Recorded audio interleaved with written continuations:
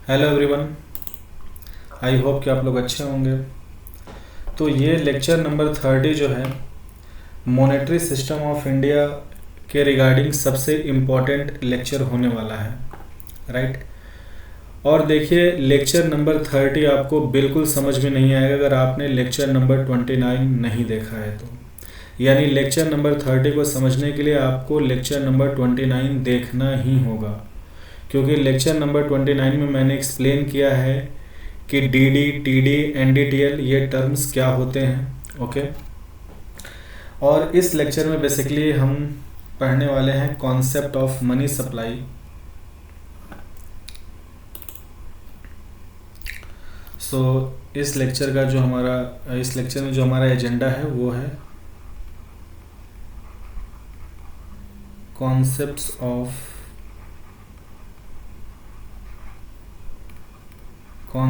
Of money supply या फिर monetary aggregates. Concept of money supply और concept of monetary aggregates,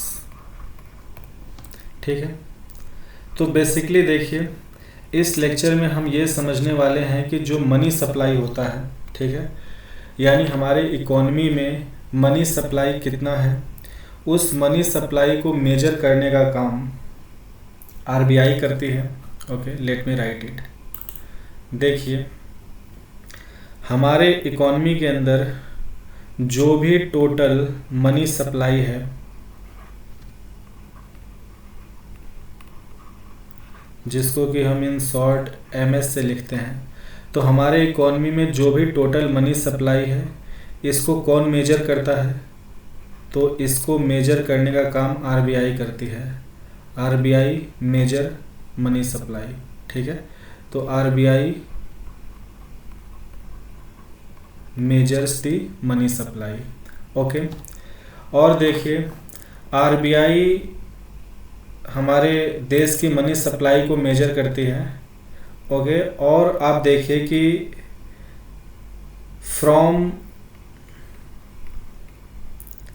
1977 to 1998 RBI जो भी मनी सप्लाई मेजर करती थी उनको बेसिकली 4 एग्रीगेट्स के फॉर्म में ये रिप्रेजेंट करते थे, या 4 एग्रीगेट्स मेजर करते थे मनी सप्लाई का। पहला था M1, दूसरा M2, तीसरा M3 और चौथा M4, ओके। लेकिन ये जो कन्वेंशन है आरबीआई ने चेंज कर दिया, तो आप ये कह सकते हैं कि फ्रॉम 1998 ऑनवर्ड्स आरबीआई जो मॉनेटरी एग्रीगेट्स मेजर करती है वो होते हैं M0, M1, M2 और M3, ठीक है। M1, M2, M3 जो हैं ये, okay, let me change the colour. M1, M2, M3 जो हैं ये जो एग्रीगेट हैं ये मनी सप्लाई के एग्रीगेट्स हैं, ओके। सो हम कह सकते हैं कि M1, M2 और M3 जो हैं ये जो मॉनेटरी एग्रीगेट्स हैं ये किसको रिप्रेजेंट करते हैं? ये मनी सप्लाई को रिप्रेजेंट करते हैं। वेयर एज जो हमारा M0 है इसको हम बोलते हैं रिजर्व मनी, ठीक है, रिजर्व मनी, और you can say that base money,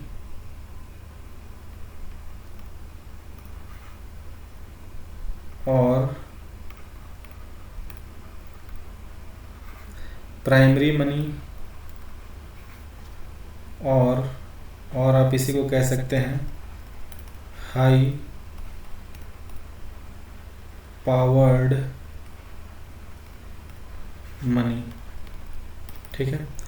तो जो हमारा M0 होता है उसको हम reserve money, base money, primary money या हाई पावर्ड मनी कहते हैं। तो बेसिकली मैंने इंट्रोडक्शन के टाइम पे आपको बताया था कि जो M0 होता है ये हमें ये बताता है कि हमारे देश में कितना टोटल करेंसी अवेलेबल है, ठीक है। करेंसी नोट्स एंड कॉइन की कितनी वैल्यू अवेलेबल है। यानी आरबीआई ने अब तक जितना भी करेंसी नोट प्रिंट किया है या फॉरेन मिनिस्ट्री ने अब तक जितना क्वाइंस इशू किए हैं, उन टोटल करेंसी नोट और क्वाइन की कितनी वैल्यू है वो हमें एम नॉट बताती है। Where as M1, M2, M3 जो हैं ये मनी सप्लाई को बताते हैं। ठीक है, तो M1, M2, M3 जो मॉनेटरी एग्रीगेट्स हैं ये हमारे देश के अंदर मनी सप्लाई को बताते हैं। एम नॉट जो है ये जो मॉनेटरी एग्रीगेट है ये हमारी बेस मनी या प्राइमरी मनी या रिजर्व मनी को बताता है। ठीक है, अब देखिए कि सवाल है कि फिर अगर हमें मनी सप्लाई मेजर करना है तो M1, M2, M3 हम इन तीन टर्म में क्यों मेजर करते हैं। तो M1, M2, M3 के बीच जो फ़र्क है वो हम समझेंगे और हम ये भी समझेंगे कि 1998 से पहले RBI जो M1, M2, M3, M4 use करता था उसमें M4 का क्या मतलब है। ओके, तो ये सारी बातें हम समझेंगे। और देखिए एक बार मैं फिर से रिपीट कर देता हूँ, जो भी मॉनेटरी एग्रीगेट्स यानी मनी सप्लाई को मेजर करना, साथ ही साथ हमारे देश में कितना प्राइमरी या रिजर्व मनी है इसको मेज़र करने का काम RBI करती है। और RBI इनका मेजरमेंट वीकली या फोर्टनाइट बेसिस पे करती है। ओके, तो हम ये कह सकते हैं कि RBI measures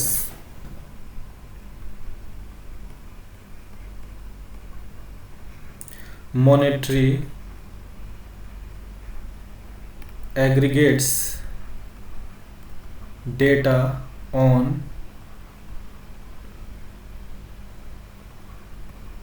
weekly or fortnight basis. Weekly का मतलब है 7 डेज, फोर्टनाइट बेसिस का मतलब है 2 वीक्स या 14 डेज। ठीक है, तो देखिए हर 7 दिन पे RBI जो मॉनेटरी डेटा रिलीज करती है या हर 7 दिन पे जो मॉनेटरी एग्रीगेट्स RBI मेजर करती है वो M नॉट है।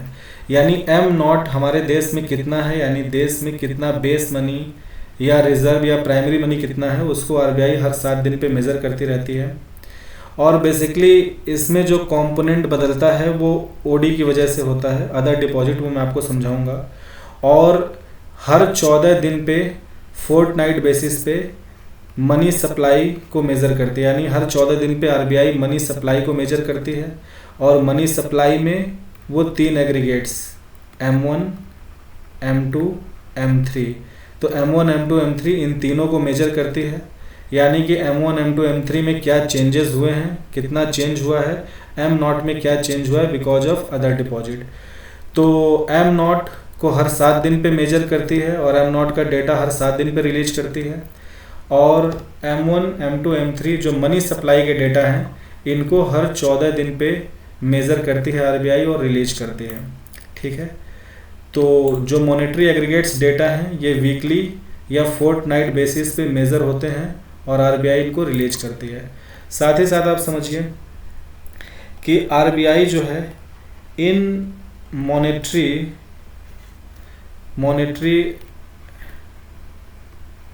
एग्रीगेट्स डेटा को पब्लिश करती है।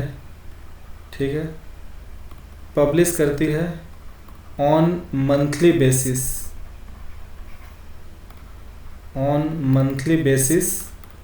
इन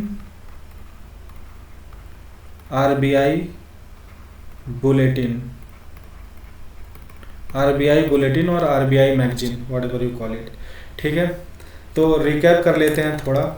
ये था बेसिक्स थे, अभी तक हम बेसिक्स समझ रहे थे विद रिगार्ड टू। तो हम लेक्चर नंबर 30 में कॉन्सेप्ट ऑफ मनी सप्लाई कि मनी सप्लाई का क्या कॉन्सेप्ट है या कॉन्सेप्ट ऑफ मॉनेटरी एग्रीगेट्स। ठीक है, मॉनेटरी एग्रीगेट्स के मतलब होते हैं कि जो भी मनी सप्लाई का डेटा है या फिर जो हमारा प्राइमरी या बेस मनी का डेटा है, इन एग्रीगेट्स को मॉनेटरी एग्रीगेट्स कहते हैं। ठीक है, अब देखिए मनी सप्लाई को मेजर करने का काम RBI करती है। ठीक है, और 1977 से 1998 तक जो monetary aggregates data RBI measure और रिलीज करती थी वो थे M1, M2, M3, M4, okay. लेकिन 1998 के बाद आरबीआई 4 मॉनेटरी डेटा रिलीज करती है, मेज़र और रिलीज करती है M0, M1, M2, M3। M0 जो है ये हमारा reserve money, base money, primary money या हाई पावर्ड मनी है। ये रिप्रेजेंट करता है कि आरबीआई ने टोटल कितना करेंसी नोट इकॉनमी में इशू किया हुआ है, और क्वाइंस जो कि फाइनेंस मिनिस्ट्री इशू करती है, राइट। M1, M2, M3 जो है ये मनी सप्लाई के डेटा होते हैं, मनी सप्लाई के एग्रीगेट होते हैं। और कई बार आरबीआई इसी M0, M1, M2, M3 को अपने आरबीआई बुलेटिन में मेंशन करती है with the convention like NM0। इन सबके आगे वो N जोड़ देते हैं।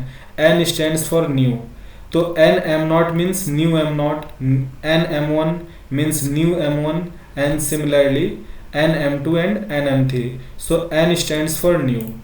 अब देखिए ये जो भी M0 से M3 के मॉनेटरी एग्रीगेट्स हैं इनको आरबीआई मेजर करती है ऑन वीकली या फोर्टनाइट बेसिस पे, यानी हर 7 दिन पे M0 को मेजर करती है और इसका डेटा रिलीज करती है कि M0 में क्या चेंजेस हुए हैं। हर 14 दिन पे मनी सप्लाई के ये 3 एग्रीगेट डेटा को मेजर करना, रिलीज करना। और ये जो भी M0 से M3 तक के डेटा हैं इनको आरबीआई पब्लिश करती है अपने आरबीआई बुलेटिन में ऑन मंथली बेसिस, ठीक है। ये तो बेसिक बातें हो गई। अब इस लेक्चर में सबसे पहले हम समझेंगे कि मनी सप्लाई के जो एग्रीगेट्स हैं M1, M2, M3 और M4, ठीक है। मैं पुराने वाले कन्वेंशन के हिसाब से चल रहा हूँ, तो M1, M2, M3 तो नए वाले कन्वेंशन के हिसाब से हो जाएंगे, और मैं M4 भी बता दूंगा तो वो पुराना वाला भी कन्वेंशन कंप्लीट हो जाएगा। तो फिलहाल में हम जो मनी सप्लाई के एग्रीगेट्स हैं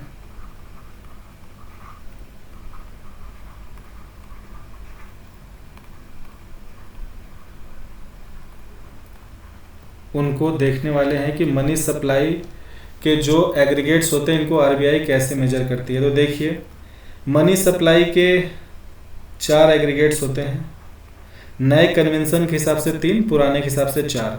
तो मैं चारों बता दे रहा हूँ। M1, then comes M2, then comes M3 and then finally M4, okay. तो पहले हम ये देख लेते हैं कि इनमें क्या चीज़ें आती हैं, ठीक है। तो M1 को हम क्या कहते हैं? M1 को हम कहते हैं नैरो मनी, ठीक है। M1 को हम कहते हैं नैरो मनी, ओके। M1 को हम नैरो मनी कहते हैं, या आप ये कह सकते हैं कि M1 जो होता है ये 100% लिक्विड एसेट होता है एज ए मनी। तो ये 100% लिक्विड एसेट होता है या 100% लिक्विड मनी होता है, ठीक है, ओके। और we can say that 100% liquid asset as a money. M2 जो होता है इसको भी हम कहते हैं narrow money, this is also known as narrow money, and it is also almost 100% liquid, ठीक है। जो M3 है इसको हम बोलते हैं ब्रॉड मनी या वाइड मनी, ठीक है। तो आप इसको कह सकते हैं ब्रॉड मनी या फिर वाइड मनी। वाइड मनी चौड़ा, ब्रॉड मनी भी चौड़ा होता है, और M4 भी जो होता है ये होता है ब्रॉड मनी, या ये सबसे ब्रॉडेस्ट मनी होता है, ओके। अब आप एक बात समझिए, इन चारों का मैं पहले फॉर्मूला लिख देता हूँ ताकि आप ये डिफरेंस समझ पाएँ कि ये चारों ही मनी सप्लाई के मेजरमेंट हैं, तो इनमें फ़र्क क्या है, और फिर इनके फार्मूला में जो भी टर्म हैं उनको हम समझेंगे, राइट।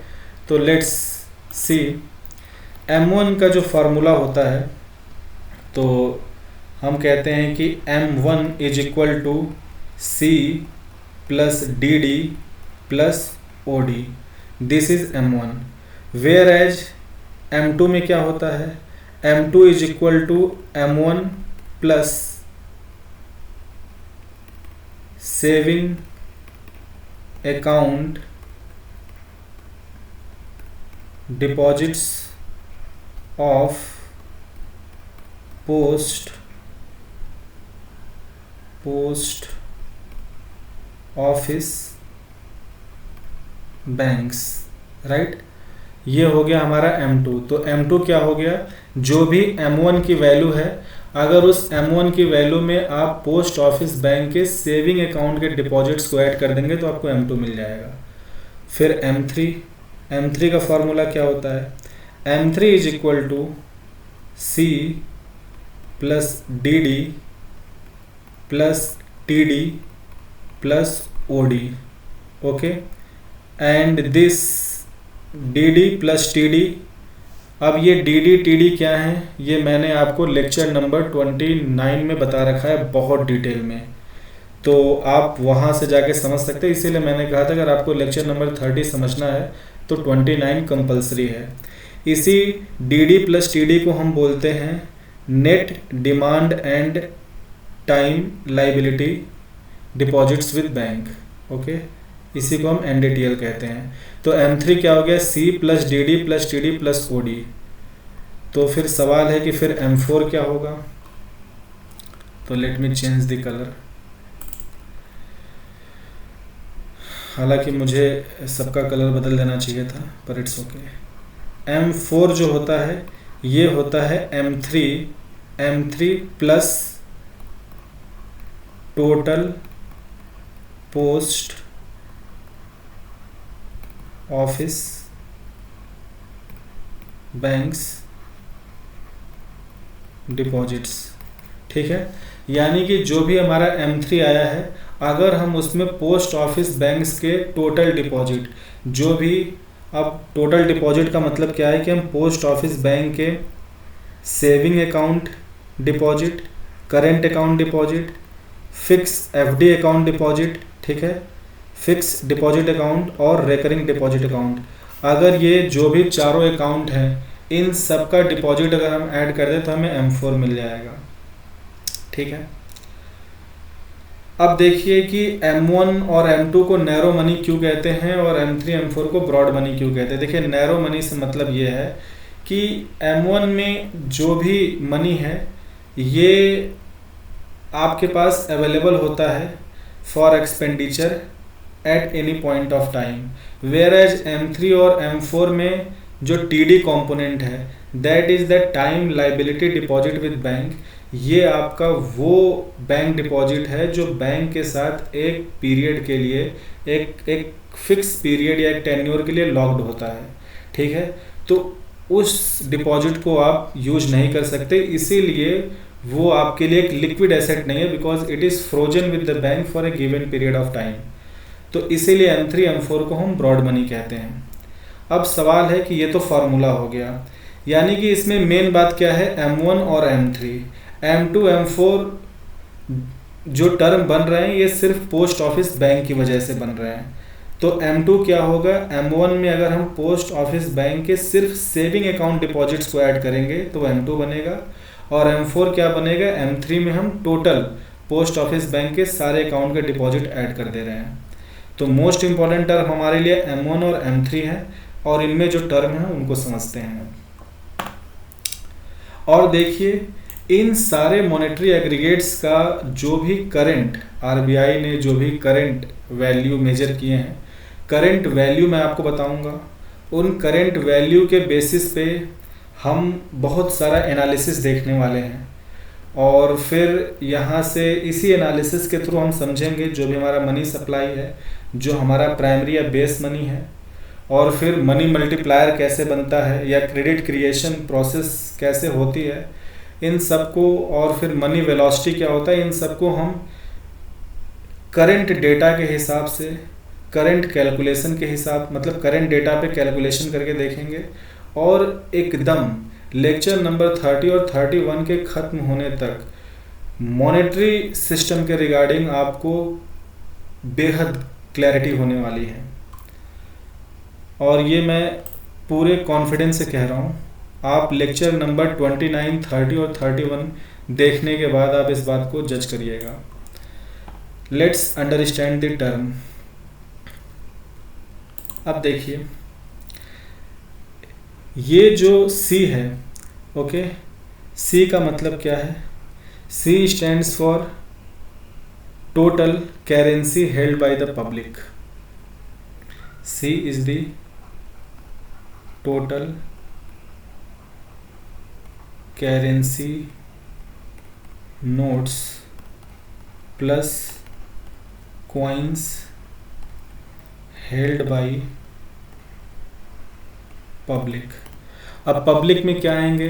पब्लिक में household, private firms, government firms, ठीक है, ये सब पब्लिक का पार्ट है।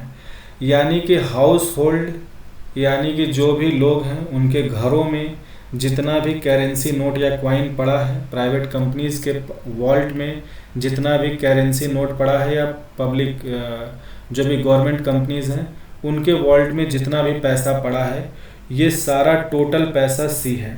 तो C is the total currency note and coins held by the public, okay, and public includes household, private entities plus government companies, okay.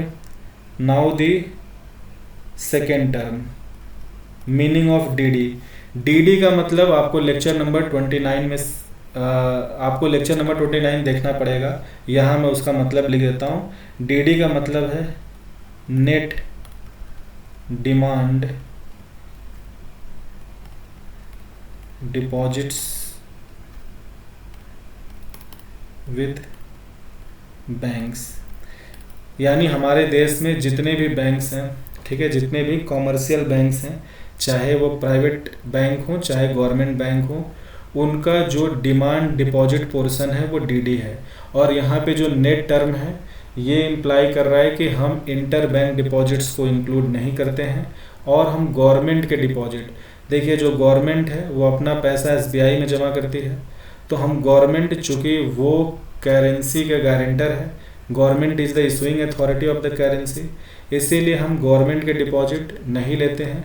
और inter bank deposit हम इसलिए लेते हैं to avoid the double counting, और इन दोनों को मैंने पिछले लेक्चर में एक्सप्लेन किया है, ठीक है। तो जो भी हमारे देश में टोटल बैंक्स हैं, total commercial bank whether private और गवर्नमेंट, उनका जो भी डिमांड डिपॉजिट पोर्शन है, ठीक है, वो डीडी कहलाता है। अब देखिए इसमें एक तीसरा टर्म है, third term is OD. So let's understand the third term. OD का मतलब है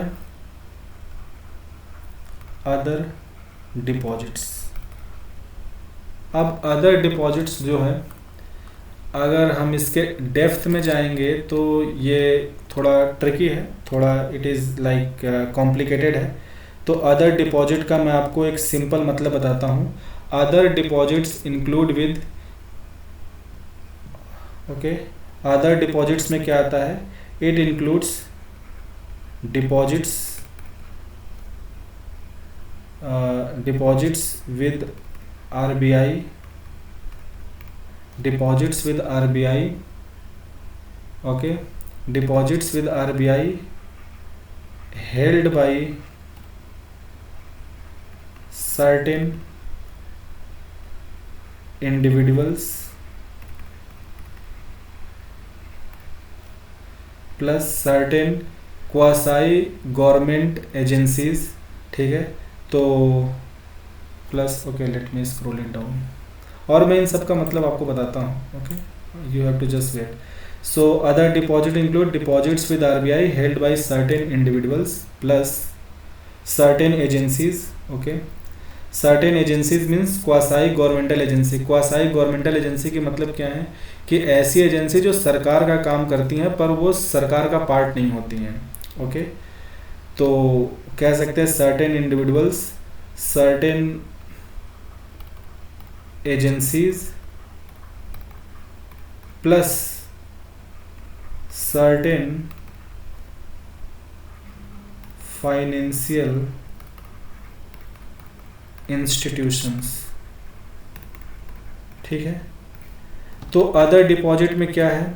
आरबीआई के पास जो भी डिपॉजिट्स हैं, ठीक है, आरबीआई के पास जो भी डिपॉजिट है held by certain individuals, certain agency and certain financial institutions.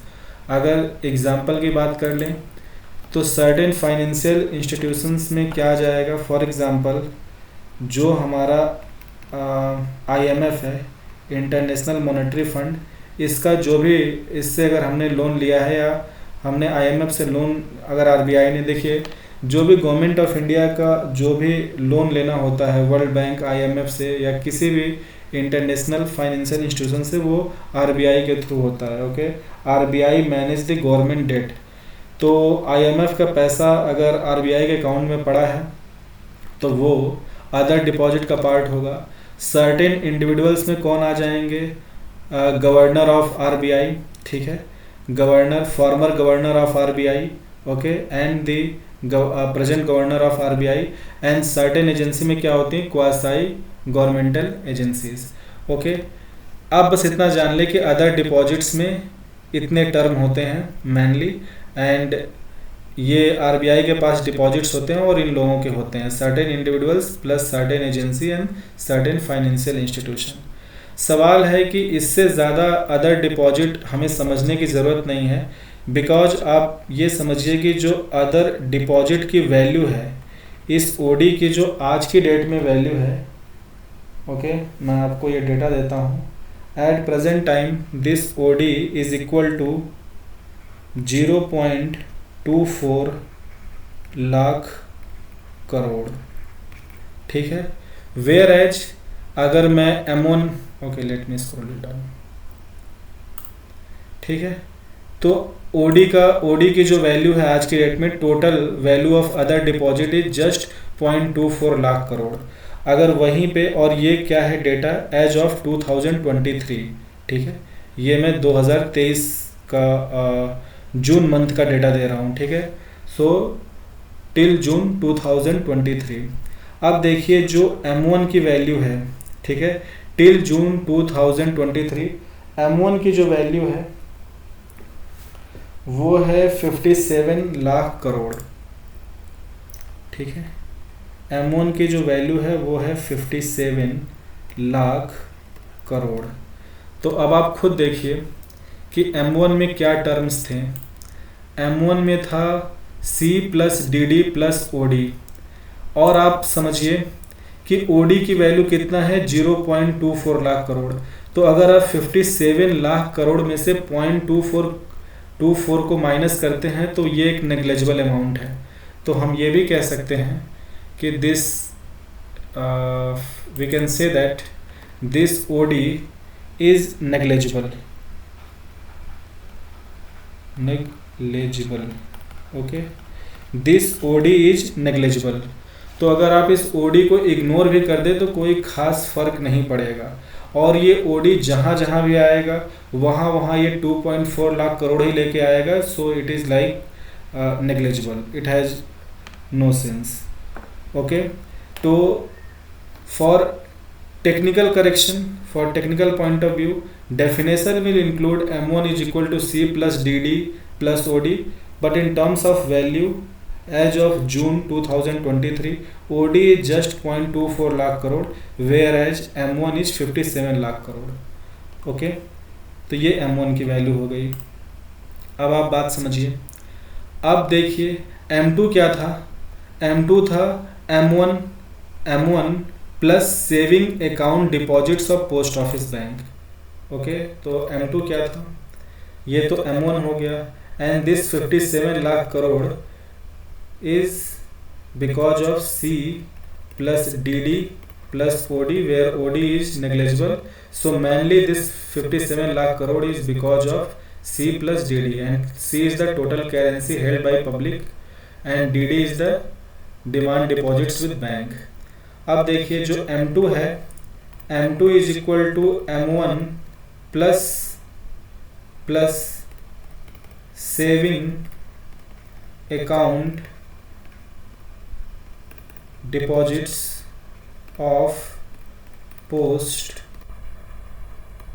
Office banks, okay. तो सवाल है कि फिर M2 की वैल्यू कितनी है। तो आज की डेट में टिल जून 2023 M2 की जो वैल्यू है वो है 58 लाख करोड़, 58 लाख करोड़, ठीक है।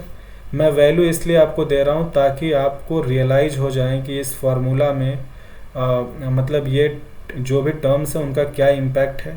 ओके, बिकॉज जब मैं आपको M3 की वैल्यू दूंगा तब आपको रियलाइज होगा कि जो TD यानी time liability deposit with bank है वो कितना बड़ा पोर्शन है। Okay, so M2 is 58 lakh crore. Okay, M2 is 58 lakh crore.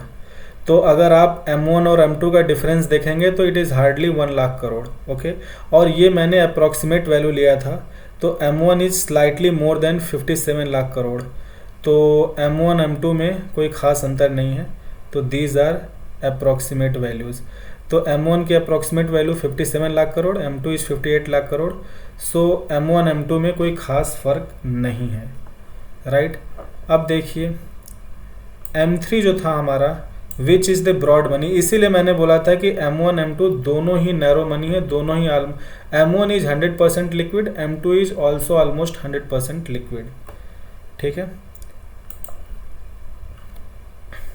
अब देखिए जो M3 है, M3 is equal to C plus DD plus OD plus TD। अगर आप ये देखें C plus DD plus OD, तो ये क्या हो जाएगी M1, ठीक है, और TD, यानी हम कह सकते हैं कि M3 is equal to M1 plus TD। ठीक है, M3 is M1 plus TD। And what is this term TD? तो अगर आपको मैं बोलूँ TD का मतलब क्या है, तो it is the net time deposits with all banks, all commercial banks, ठीक है, except the post office bank. तो पोस्ट ऑफिस बैंक को छोड़ के जितने भी बैंक्स हैं उनका जो भी टाइम लाइबिलिटी डिपॉजिट्स हैं, नेट का मतलब क्या है, इंटर बैंक डिपॉजिट्स इंक्लूड नहीं करेंगे और गवर्नमेंट डिपॉजिट्स को इंक्लूड नहीं करेंगे।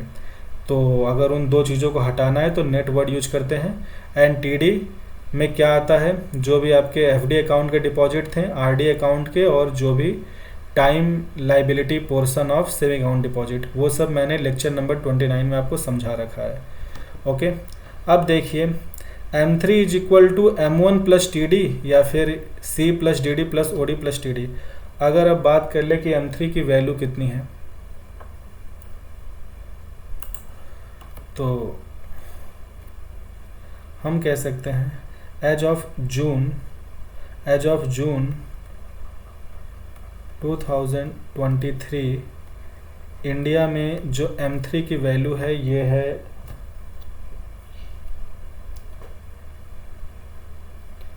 235 lakh crore. Okay, it is 235 lakh crore. So M3 की जो वैल्यू है वो है 235 लाख करोड़। ठीक है, तो जो M1 की वैल्यू थी वो थी 57 लाख करोड़, M2 की value 58 lakh crore, where as M3 की वैल्यू जो है वो है 235 लाख करोड़। यानी कि इसमें जो मेजॉरिटी कंट्रीब्यूशन हुआ है, majority contribution came from TD। तो ये मनी सप्लाई में आप ये कह सकते हैं कि ये जो टाइम डिपॉजिट है इसका पोर्शन ज़्यादा बड़ा है। So M1 is 57 lakh crore, okay, M2 is 58 lakh crore, where as M3 is 235 lakh crore.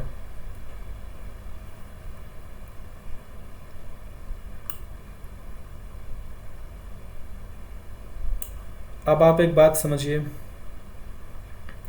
अब आखिरी टर्म हमारा बचता है कि M4 क्या है। सो M4 क्या था, जो भी M3 था इसमें total deposits of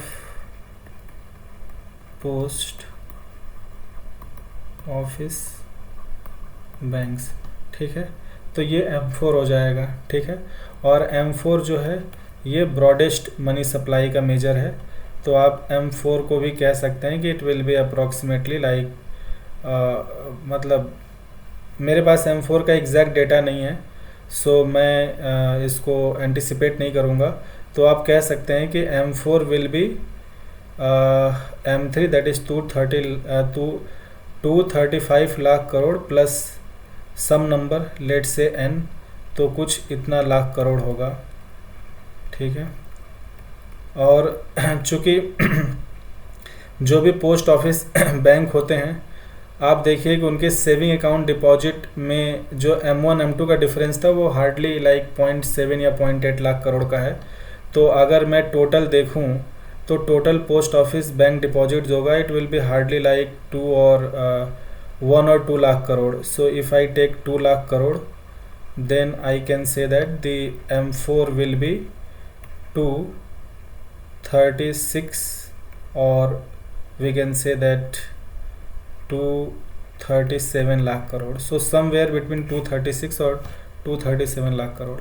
So for all practical purposes ये M4 तो अब RBI मेजर नहीं करती है, RBI अब M4 को मेजर नहीं करती है। तो RBI जो मेजर करती है वो क्या मेजर करती है? M0, M1, M2 और M3। ओके, तो मैंने आपको क्या क्या बता दिया? M1, M2, M3 बता दिया, ठीक है, और इनकी करंट वैल्यू बता दी। M4 चूँकि RBI मेजर नहीं करती है तो मेरे पास M4 की वैल्यू नहीं है, पर चूँकि मैं ये एज्यूम नहीं कर रहा हूँ, ये मुझे आइडिया है कि जो total post office bank deposit है वो काफ़ी negligible as compare to the volume of M3। तो अगर वो 1-2 लाख करोड़ के आसपास होगा तो जो M4 होगा वो 236 या 237 लाख करोड़, समवेयर बिटवीन। अब बात कर लेते हैं कि M0 क्या है और उसकी वैल्यू क्या है। तो देखिए, जो M0 है, जो हमारा M0 है, इसको हम कहते हैं बेस मनी, ओके, या फिर primary money, okay. Base money या प्राइमरी मनी, इसी को हाई पावर्ड मनी भी कहते हैं, ओके। तो base money, primary money, high powered money, या इसी को रिजर्व मनी कहते हैं, ओके। तो M0 हमारा रिजर्व मनी। तो M0 का फार्मूला क्या होता है? M0 is equal to C plus R plus OD, okay. अब इनका मतलब समझते हैं।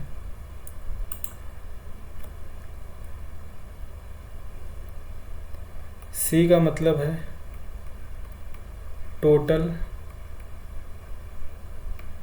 Currencies and coins held by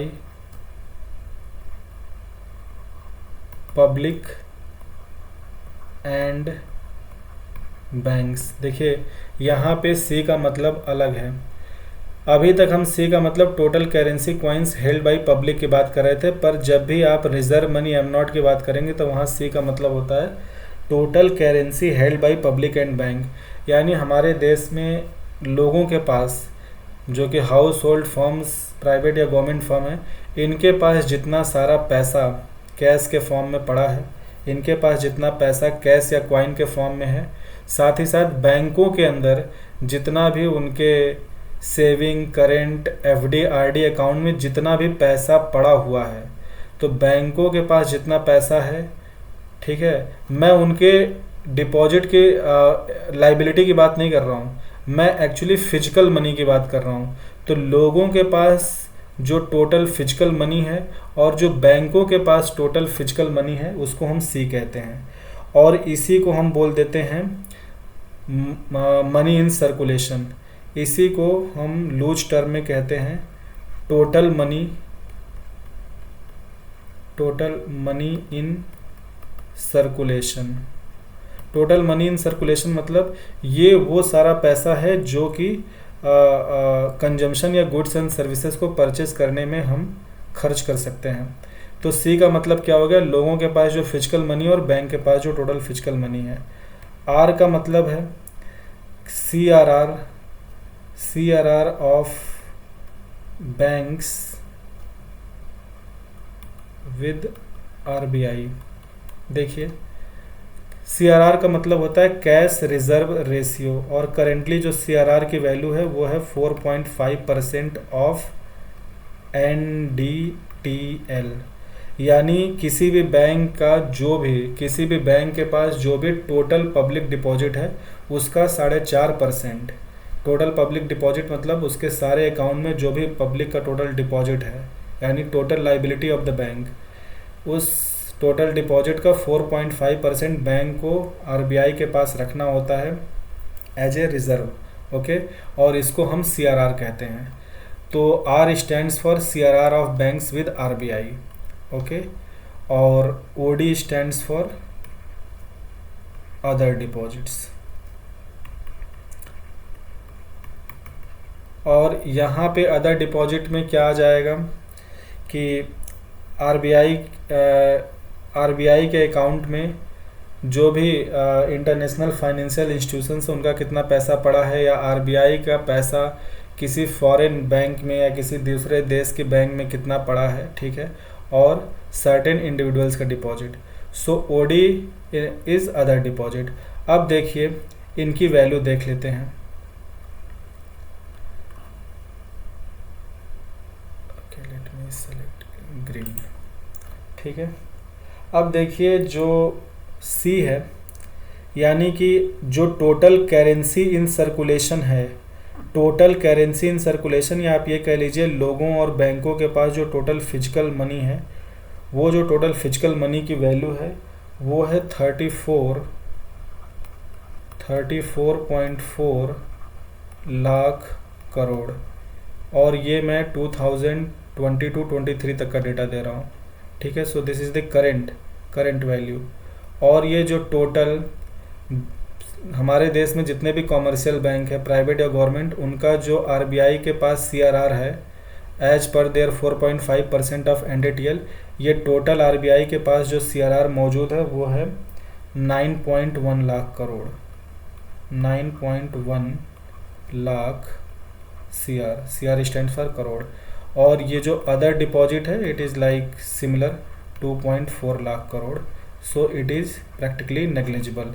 so here it is also negligible, like ये M1 में भी, मतलब ये मॉनेटरी एग्रीगेट्स में भी, मनी सप्लाई के एग्रीगेट्स में भी नेग्लिजिबल था, और यहाँ भी ये नेग्लिजिबल है। ओके, तो अगर आप इन तीनों को जोड़ दें 34.4, 9.1 और इन सबको, तो जो हमारा M0 है C+R+OD, ये आज की डेट में अप्रॉक्सीमेटली है 43.38 लाख करोड़।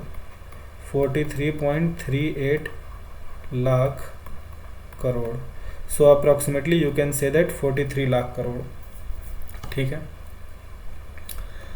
और हमारे M0 का जो सबसे बड़ा पोर्शन है वो है currency in circulation, total money in circulation, which is total money held by public and bank, which is 34.4 lakh crore. और बाकी CRR 9.1 lakh crore and other deposit is negligible. तो अब यहाँ से हमारे लिए दो डेटा इम्पॉर्टेंट हैं। पहला कि मनी सप्लाई के monetary aggregates M1, M2, M3 थे। For all practical purpose total money supply of India is represented by M3. So M3 represents total money supply in India. So what is the value of M3? M3 की value थी 235 लाख करोड़। 235 लाख करोड़। और जो हमारा M0 है, यानी जो हमारा reserve money है या जो बेस मनी है, उसकी वैल्यू अभी हमने कितना निकाला था, अप्रॉक्सीमेटली 43.38 लाख करोड़। 43.38 लाख करोड़। एक बात मैं आपको और कह देना चाहता हूँ कि इससे पहले के लेक्चर में मैंने आपको पढ़ाते समय M0 को 30 लाख करोड़ बोला था, और जो हमारा मनी सप्लाई था उसको मैंने अप्रॉक्सीमेटली 170 लाख करोड़ बोला था। तो वो जो डेटा है वो 2018 का डेटा है। यानी अगर आप 2018 में इंडिया की जो टोटल मनी सप्लाई M3 थी वो, ओके मैं लिख देता हूँ, ये डेटा है 2023 के हिसाब से, ओके। और इससे पहले के लेक्चर में, यानी जब मैं आपको इंट्रोडक्शन पढ़ा रहा था, तो वहाँ पे मैंने आपको डेटा दिया था कि जो M3 है, M3 इज 170 लाख करोड़, और जो मैंने जो आपको M0 बताया था वो बोला था 30 लाख करोड़। और ये जो डेटा है, ये डेटा है आपका 2017-18 तक का। तो 2018 में सिचुएशन ये थी, 2023 में मनी सप्लाई और रिज़र्व मनी की सिचुएशन ये है। अब देखिए, अब यहाँ पे आपको आपके दिमाग में एक बात आ सकती है कि ओके 2018 में अगर हमारा रिज़र्व मनी या जो भी फिजिकल मनी है वो अगर 30 लाख करोड़ था, तो फिर 2023 में 43 लाख करोड़ यानी 13 लाख करोड़ क्यों बढ़ गया? तो ये जो बढ़ोतरी हुई है, this is because of increase in the forex. तो चूँकि जब भी इंडिया की फॉरेक्स रिज़र्व बढ़ती है, ओके, फॉरेक्स रिज़र्व मतलब जो भी हमारा फॉरेन करेंसी का रिज़र्व है, लाइक डॉलर, पाउंड स्टर्लिंग या यूरो, मोस्टली द डॉलर। तो जब भी हमारा फॉरेक्स बढ़ता है तो आरबीआई को उस जितना फॉरेक्स की वैल्यू होती है, ठीक है, जैसे $1 80 रुपये के बराबर है, ठीक है, तो जितना भी हमारा फॉरेक्स रिज़र्व, जितना डॉलर, जितना भी मिलियन या बिलियन डॉलर बढ़ेगा, उसको अगर आप 80 से मल्टीप्लाई कर दें तो उतना रुपी आरबीआई को प्रिंट करना पड़ता है। तो जितना भी हमारा वर्थ का फॉरेक्स रिज़र्व बढ़ेगा, उतना करेंसी, उतने वर्थ की आरबीआई करेंसी प्रिंटिंग करती है। तो ये M0 बढ़ने के जो पीछे मेन कारण है वो इंक्रीज इन द फॉरेक्स है। अब यहाँ से आप ये समझिए कि मैंने आपको इंट्रोडक्शन देते समय बोला था कि जो मनी मल्टीप्लायर जो मनी सप्लाई होती है, money supply of our economy is money multiplier into M0, ठीक है। तो अगर इस फॉर्मूले से मैं बोलूँ कि हमारा मनी मल्टीप्लायर कितना होगा, तो ये होगा money supply upon reserve money, money supply या फिर M3 अपॉन M0। और अगर इनकी वैल्यू, M3 की वैल्यू कितनी है 235 लाख करोड़ और M0 है 43.38 लाख करोड़। तो जो हमारी आज की डेट में एज ऑफ 2023 जो भी हमारा मनी मल्टीप्लायर है उसकी वैल्यू है 5.4, ठीक है। तो 5.4 ये हमारा मनी मल्टीप्लायर है आज की डेट में, ठीक है। ये हमारा मनी मल्टीप्लायर है आज की डेट में, ठीक है। और मनी मल्टीप्लायर क्या होता है? मनी मल्टीप्लायर जो होता है, money multiplier depends on the credit creation capacity of the bank. तो हमारे इकॉनमी में, और आपको मैंने इंट्रोडक्शन के टाइम पे ये भी समझाया था कि अगर हमारे इकॉनमी में जो टोटल फिजिकल मनी है वो M0 है, तो जो रियल मनी या मतलब जो पैसा फिजिकल फॉर्म में, जो रियल फॉर्म में है, वो तो 43 लाख करोड़ है। तो मनी सप्लाई 235 लाख करोड़ कैसे हो गई? तो मनी सप्लाई डिपेंड करता है मनी मल्टीप्लायर पे। और मैंने आपको बताया था कि मनी सप्लाई M0 से ज़्यादा होता है बिकॉज इसमें हम फिजिकल करेंसीज़ को तो काउंट करते हैं, साथ ही साथ जो बैंकों की डिपॉजिट्स होती है, जो बैंकों की डिमांड और टाइम लाइबिलिटी डिपॉजिट होती हैं, उसे भी काउंट करते हैं। और देखिए उन अकाउंट में जो पैसा होता है ना, वो फिजिकली बैंक के पास पड़ा नहीं रहता है, बिकॉज बैंक के लिए वो पैसा लाइबिलिटी है। तो बैंक को पैसा कमाना है तो बैंक उस पैसे का लोन दे देती है, ठीक है। तो लोन बैंक के लिए एसेट होता है। तो जब वो लोन के फॉर्म में इकॉनमी में आया तो फिर वो लोगों के पास करेंसी के फॉर्म में काउंट हो जाएगा। तो बैंक जितना ज़्यादा लेंड करेंगी उतना ज़्यादा मनी सप्लाई होगा। यानी कि मनी सप्लाई जो होता है वो M0 जो भी हमारा रियल या फिजिकल मनी है multiply by the credit creation capacity of the bank. तो ये जो मनी मल्टीप्लायर है ये क्या बताता है? So this money multiplier this money multiplier represents the credit creation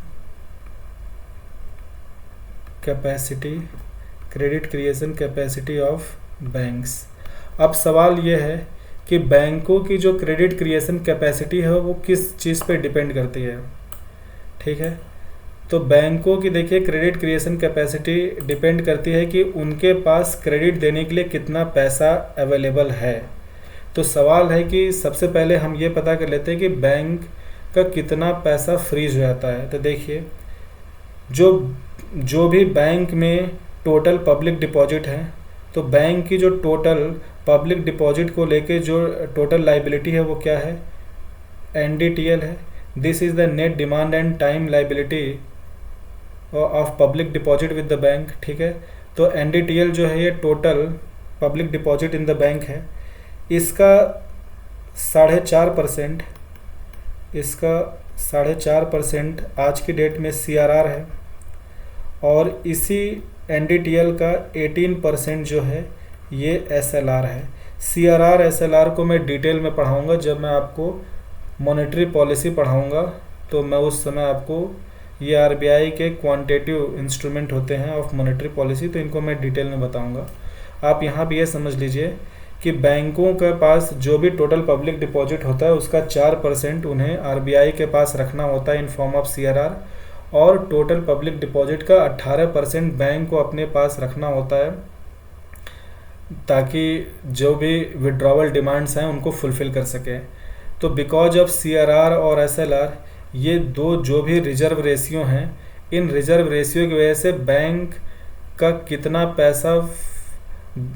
कितना डिपॉजिट लोन में कन्वर्ट नहीं हो सकता। तो टोटल 22.5% ऑफ NDTL जो भी बैंक का टोटल पब्लिक डिपॉजिट है उसका 22.5% रिजर्व रेशियो के फॉर्म में फ्रीज हो जाता है, CRR SLR के फॉर्म में। यानी टोटल पब्लिक डिपॉजिट का तकरीबन 22.5% बैंक लोन नहीं दे सकती। ठीक है, तो ये जो 22.5% पैसा फ्रीज हो रहा है ना, ये बैंक की क्रेडिट क्रिएशन कैपेसिटी को घटा रहा है। अगर मान लीजिए बैंक जो भी पब्लिक डिपॉजिट ली अगर उसका पूरा लोन दे सकती तो उसकी क्रेडिट क्रिएशन कैपेसिटी ज़्यादा होती, लेकिन बैंकों की क्रेडिट क्रिएशन कैपेसिटी घट जाती है। तो घट के कितना हो जाती है, तो अगर कोई रिजर्व रेशियो नहीं होता तो उनकी क्रेडिट क्रिएशन कैपेसिटी 100% होती, but because of these reserve ratio we can say that banks की जो क्रेडिट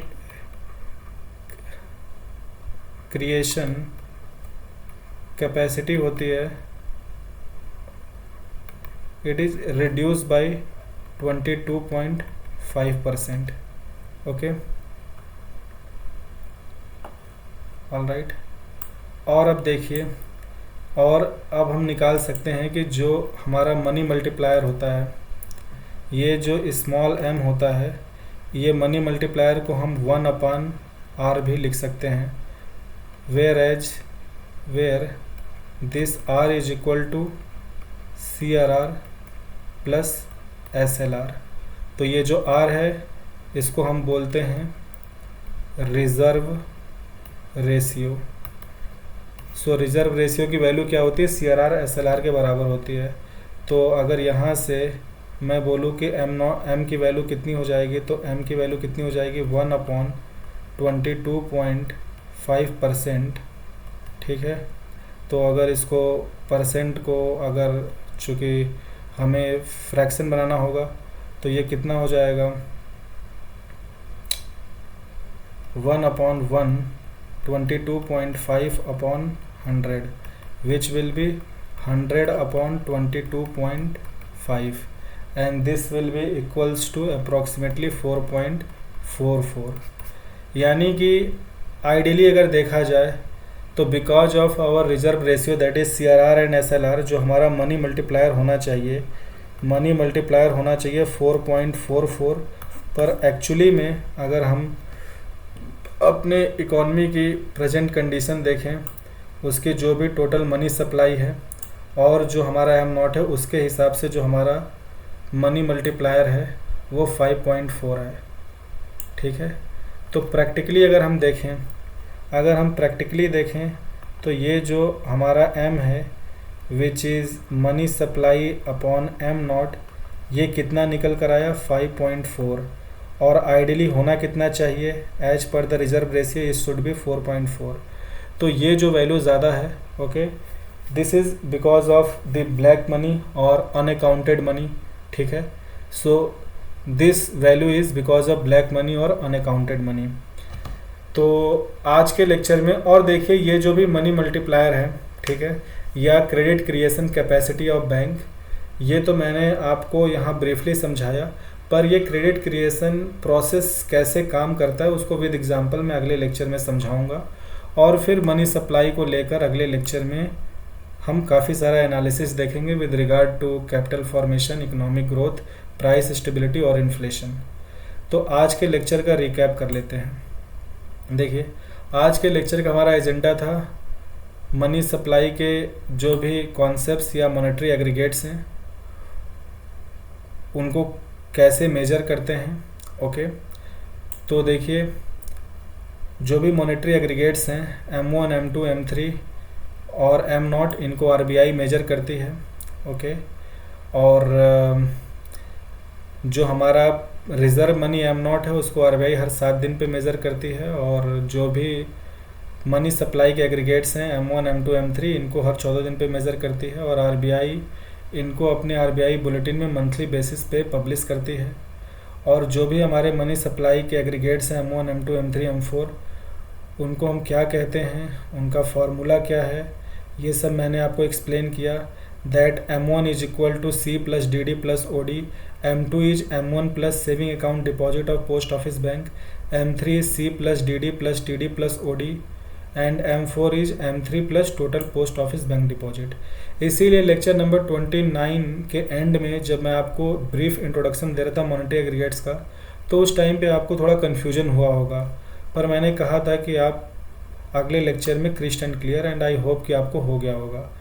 फिर मैंने बताया ओडी में क्या चीज़ें आती हैं, and it is practically negligible as compare to the volume of other terms in that monetary aggregate.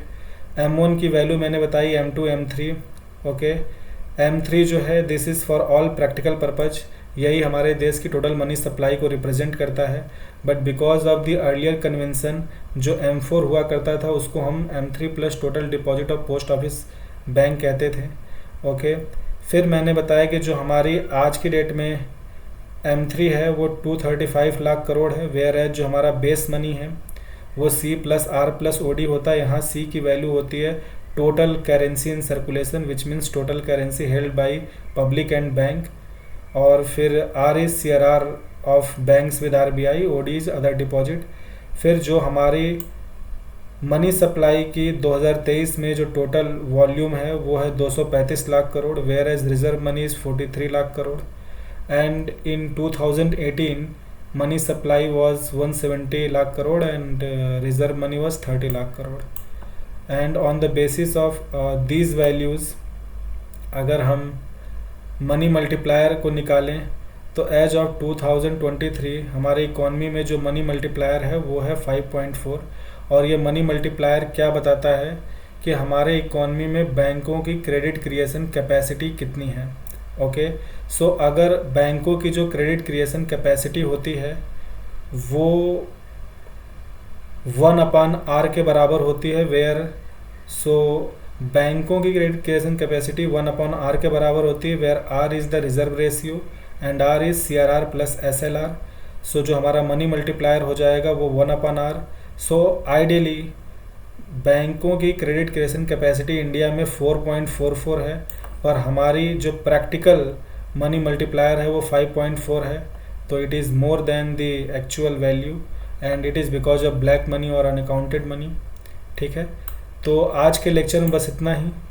अगले लेक्चर में हम समझेंगे कि क्रेडिट क्रिएशन प्रोसेस काम कैसे करता है, विद एग्जांपल हम देखेंगे, और विद एग्जांपल उस प्रोसेस से मनी मल्टीप्लायर को कैलकुलेट करेंगे और फिर वेरीफाई करेंगे इसको 1/R के फार्मूला से।